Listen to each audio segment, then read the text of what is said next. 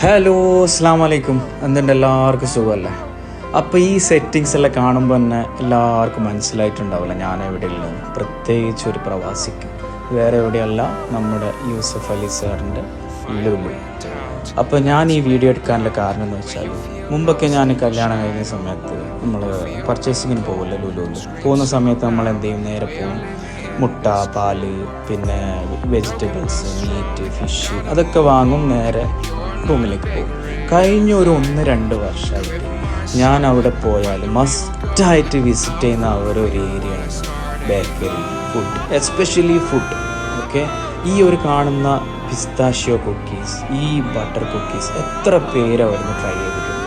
നിങ്ങളത് ഇതുവരെ ട്രൈ ചെയ്തിട്ടുണ്ടെങ്കിൽ ഒരു പ്രാവശ്യമെങ്കിലും നിങ്ങൾ പോവുക, അതൊന്ന് ട്രൈ ചെയ്ത് നോക്കുക, എന്നിട്ട് അതിൻ്റെ ഫീഡ്ബാക്ക് അറിയിക്കുക. അത്രക്കും അടിപൊളിയാണ്. അവിടുത്തെ സ്വീറ്റ്സ് ആയാലും എന്താ പറയുക, കേക്ക്സ് ആയാലും, പിന്നെ അവിടുത്തെ പാനിപ്പൂരി, അങ്ങനത്തെ കുറേ ഐറ്റംസ്, ലഡു, പിന്നെ അവിടുത്തെ ഈ സ്നാക്സ് എന്നൊക്കെ പറഞ്ഞ് ഈ കാണുന്ന ഒണിയൻ വടയൊക്കെ കണ്ടു.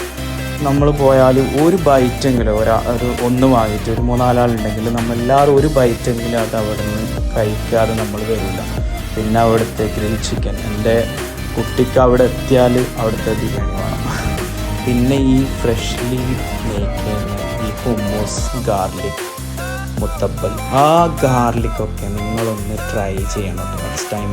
അത്രക്കും ഫ്രഷാണ് അത്. നിങ്ങൾ മസ്റ്റായിട്ട് ഈ ഹുമ്മൂസ്, ഗാർലിക്കൊക്കെ ഒന്ന് ട്രൈ ചെയ്ത് നോക്കണം. പിന്നെ അവിടുത്തെ ഗ്രിൽസ്, ഫിഷ് ആയിക്കോട്ടെ, എന്തായിക്കോട്ടെ, ലുലുവിൻ്റെ ഫുഡ്സിനെ കുറിച്ചിട്ട് ഞാൻ പറയേണ്ട ആവശ്യമില്ല, എല്ലാവർക്കും അറിയുന്ന കാര്യം തന്നെ. പക്ഷെ ഞാൻ അവിടെ നിന്ന് കഴിക്കുന്ന ഐറ്റംസൊക്കെ ഞാൻ നിങ്ങൾക്ക് പറഞ്ഞു തരുന്നതേ ഉള്ളൂ.